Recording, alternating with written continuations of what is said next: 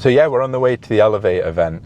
Really excited. A really good friend of mine, well, two good friends of mine are running the event, and they kindly asked me to speak in it and be a part of their panel, which is really cool. I think it's really important to try and develop yourself in several different ways as well, and thankfully I've focused on developing my clinical skills to pretty much the highest level that I can. Only experience will take me further, which unfortunately you can't rush, but I have now learned that I'm really enjoying like the business aspect of things, so I'm really interested in developing that and becoming really strong. I asked what the questions were going to be, but apparently I'm not allowed to know, but I do like just freestyling it anyway. Let's see how the room's set up. I always love seeing this bit. I've not been in it before. Let's check it out. Looking good.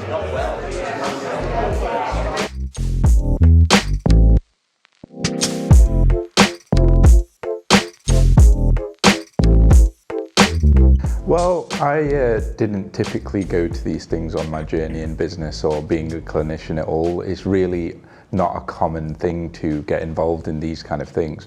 So I'm probably like several people in the room that I didn't really see the value of networking.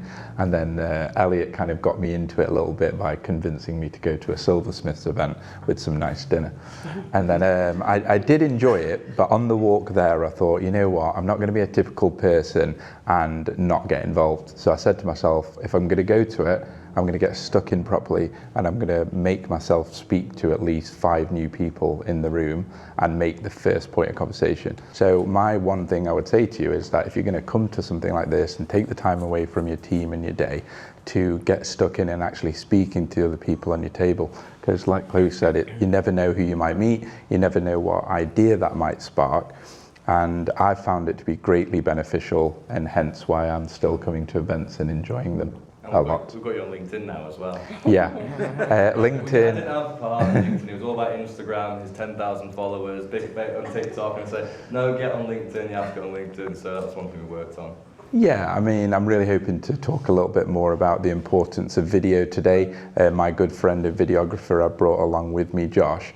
And a lot of people are comfortable about speaking about their business, but the funny thing that I find is that they're not actually comfortable showing it off on video, and we live in a digital age. So what I would say is, if you think about, oh, I'm worried about getting video views, or you've got any like generalized worries around that, I mean, if we think about how many people are in the room, if you manage to tell each one of them about your business, you'd be pretty happy about it at the end of the day. But then when we think about putting video content out on our socials, we're worried about getting 200 views, 300 views. But really in real life, if you could get 300 people to see your content and learn about your business, you'd be pretty chuffed. So I would say really important to get stuck in. It's all good for me because I've got thousands of followers, which is lovely. But I didn't start with thousands. Yeah, but I didn't start with thousands, you know, I started with nothing, and I started a long time ago and grew it slowly over time. So it's never too late to get into it. If you're passionate about your business and you really believe in it, then it should be easy for you to talk about it. Well, that started to grow, biggest challenge. You stole my answer, so I'm going to say something different. My challenge was really around, I spent a long time trying to be the best clinician I could be, and it's very different doing clinical work from business. So it's been a humbling experience trying to learn about business and get good at it, but speaking to people and being around other business people in the room really has given me like good ideas and allowed me to grow.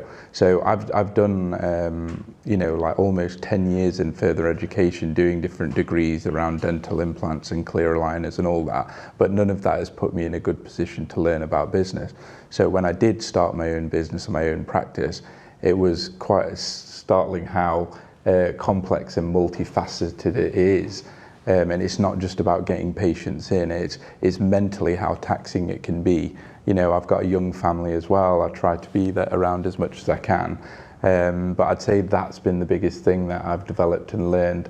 But it has also been rewarding and enjoyable at times, and extremely difficult and demoralizing at times. That's the truth of it though, you know, it's not easy, and if it was easy, then everyone would do it. You can clip that.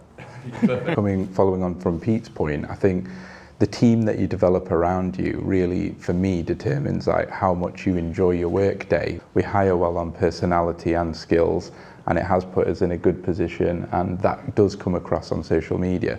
And I think it is really important that people have that familiarity around your staff and people, so then when they come in, it doesn't feel like the very first time that they're coming in, which is deliberate. So thanks for noticing. So mine was just around not working at the weekends. I feel like, you know, if you've got your own business, I've been extremely guilty of not knowing when to stop working. I mean, throughout the late night, waking up in the morning, thinking about it all the time, annoying my wife about it.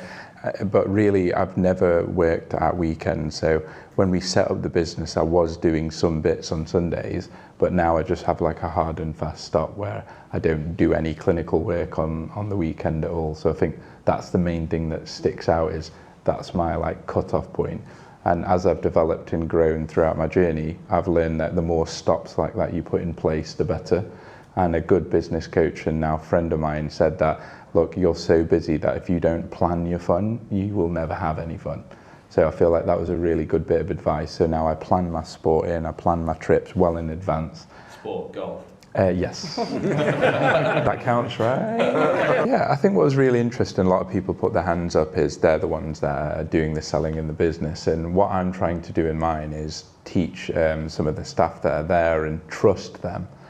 Because a lot of business owners, obviously, for obvious reasons, tend to be control freaks, and they want to drive their business and they want to keep an eye on new business coming in, because ultimately that's what keeps you afloat.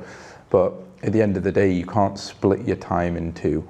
So I am now trusting my staff to do some of the first consults, and they're doing a great job. How have you found delegating that? Difficult, but if you believe in your team, you've got to trust them. And I think what I've seen is not enough business people do that, because I think a true business, you put management in place and it doesn't just all fall apart when you're not there, or you're ill, or you need to take a vacation. Talked about what's working well for you with your marketing right now and what you would probably like to improve on, and just kind of share those experiences so far with the marketing journey for you three. Who wants to go first? I can go first, yeah.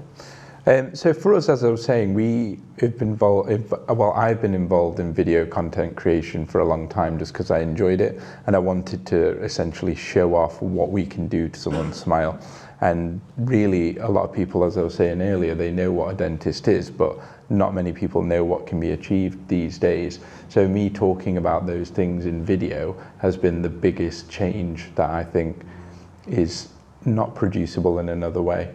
So a lot of people, you can go to networking events and become the nice friendly face and definitely grow your business in that way. And I think there's massive value in doing that. But I think just sheerly from the number of people that you can reach on socials and talking and showing off your video is really, really good. But you just have to get used to speaking about your business on video and explaining, because you've got to remember that even if you're been doing it a couple of years, you will know an infinitely more about that than anybody else that you meet in the public. And even if your business might sound boring on the outside, you can make it sound interesting just by giving people the details about it. Just get started, because the amount of people that want to, or they have stuff on their phone and they think about it and then don't actually do it, it's like, just get going. Because you can put money behind marketing, but that's where you get to. And there's all kinds of different help. People are worried about the costs and things like that, but if you do invest in it, like with videography, and you can use those videos for months, even a year long, just to put out there and create little clips from. So my advice would be to just get started and don't delay it. Because if you get to 2030, you'll be like, damn, I wish I would have started then when video was free. It's free. Do it. Yeah, I thought it was really nice. It went really well. I think the mix of people on the panel was really interesting. Very much enjoyed it, actually. So what I was really trying to do was communicate how many different things that you can start doing for no money, which is really, really key. So really enjoyable. I feel like it was really well received. I feel like people were engaged and kind of connecting with it. But now it's up to them to actually implement the stuff that we've talked about in the panel, like starting video, getting going, talking about your business, and empowering your team and trusting them to do things too. But yeah, really enjoyable. This is the first pure businessy business thing.